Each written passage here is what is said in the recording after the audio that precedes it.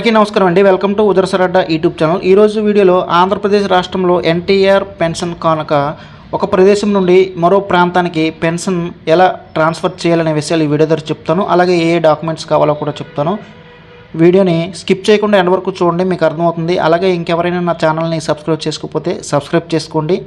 Video నచ్చితే ఒక like చేయండి. ఆంధ్రప్రదేశ్ రాష్ట్రంలో ఎన్టీఆర్ పెన్షన్ కానుక ప్రతి నెల 1వ తారీఖునే పెన్షన్ తీసుకోవాలి అనే విషయం ప్రతి పెన్షన్దారునికి తెలుసు. 1వ తారీఖున ఏ కారణాల చేతైనా తీసుకుని ఎడల 2వ తారీఖు వరకు అయితే అవకాశం ఇవ్వబడింది.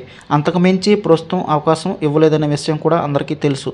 కాబట్టి కొంతమంది ఏంటంటే వేరే ఊరిలో ఉండటం, 1వ తారీఖున తమ సొంత ఊరికి వచ్చి పెన్షన్ తీసుకుపోవటం వలన వారు చాలా ఇబ్బందులు పడుతున్నారు. కాబట్టి వాళ్ళు తమ సొంత ఊరు నుండి ప్రస్తుతం మీరు ఆంధ్రప్రదేశ్లో ఎక్కడున్నా సరే అక్కడికి ట్రాన్స్ఫర్ పెట్టుకోవచ్చు అన్నమాట. ట్రాన్స్ఫర్ పెట్టుకున్నప్పుడు ఏం చేస్తారంటే పెన్షన్ ప్రతి నెల 3వ తారీఖు నుండి 15వ తారీఖు లోపు ట్రాన్స్ఫర్ పెట్టుకోవాలి. పెట్టుకున్నట్లయితే నెక్స్ట్ మంత్ వచ్చే నెల నుండి మీరు ఎక్కడైతే ట్రాన్స్ఫర్ పెట్టుకున్నారో అక్కడ పెన్షన్ పొందొచ్చు.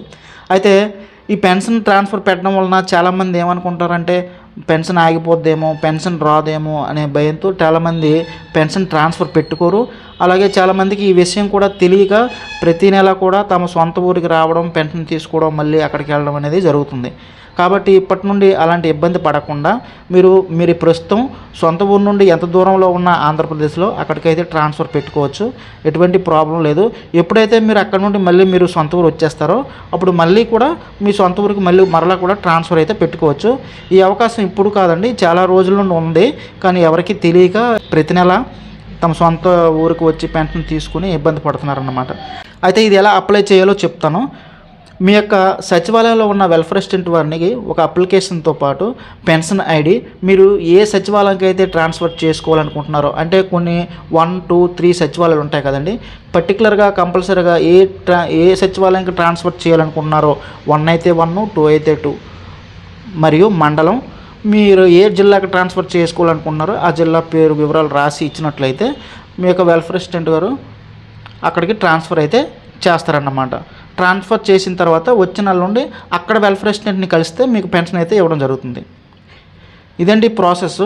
కావాల్సిన డాక్యుమెంట్స్ కూడా చెప్పాను. ఓకే అండి. ఈ విషయం తెలియక చాలామంది 1వ తారీఖు చాలా దూర ప్రాంతాల నుండి రావడానికి చాలా ఇబ్బంది పడుతున్నారు. కాబట్టి వారికి ఈ వీడియోని షేర్ చేయండి, వారికి చాలా ఉపయోగపడుతుంది.